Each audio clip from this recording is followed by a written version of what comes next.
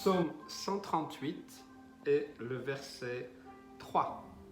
Le jour où je t'ai invoqué, tu m'as exaucé, tu m'as rassuré et tu as fortifié mon âme.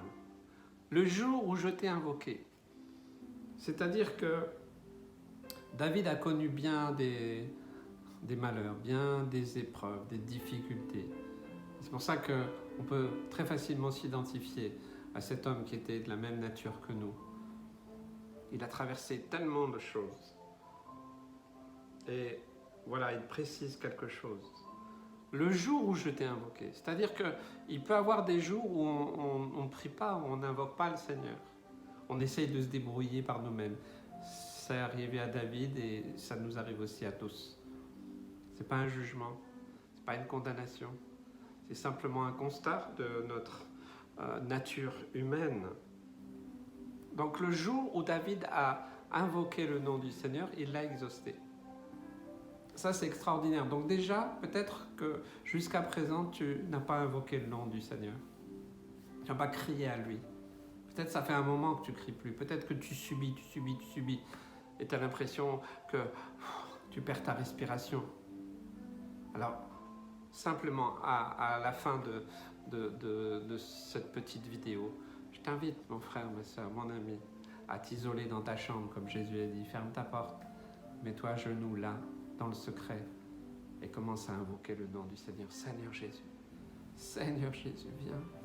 Viens, Seigneur, dans ma situation. Viens. Il est celui qui exauce. Et encore là, c'est encore une dimension que David a dû apprendre. C'est que quand on invoque le Seigneur, il nous exauce, j'aimerais vraiment le dire, pas pour satisfaire nos désirs, nos idées, nos pensées, mais il va nous exaucer selon sa volonté souveraine. Parce qu'il sait ce qui est le mieux pour nous. Nous ne savons pas.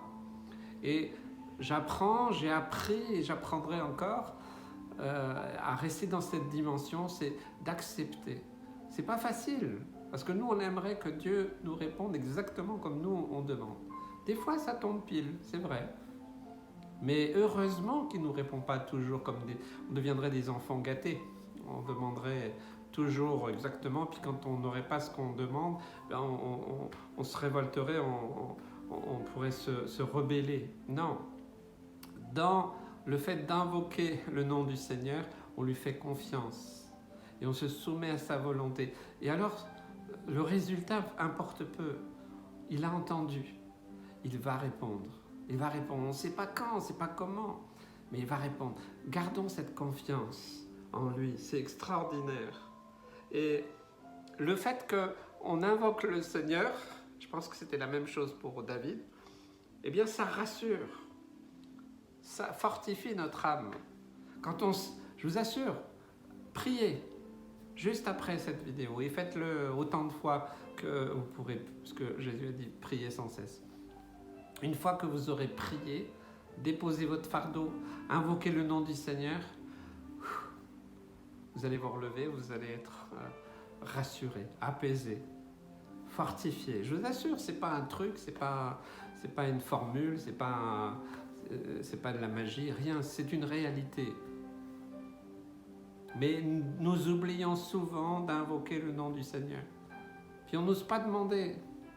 Mais puisque nous pouvons épancher notre cœur, voilà, on va parler avec nos mots, avec notre cœur, dans la situation où on est, ok. Et puis comme on s'attend d'abord au Seigneur, on s'attend à ce qu'il nous réponde, mais comme il veut et qu'on l'accepte déjà, alors on est rassuré, on se relève et on est rassuré. Ok Seigneur, ok, tu t'occupes de tout, c'est formidable. Alors mon âme est fortifiée. Je peux retrouver cette joie et cette paix que peut-être j'avais perdue. Sois encouragé, mon frère, ma sœur.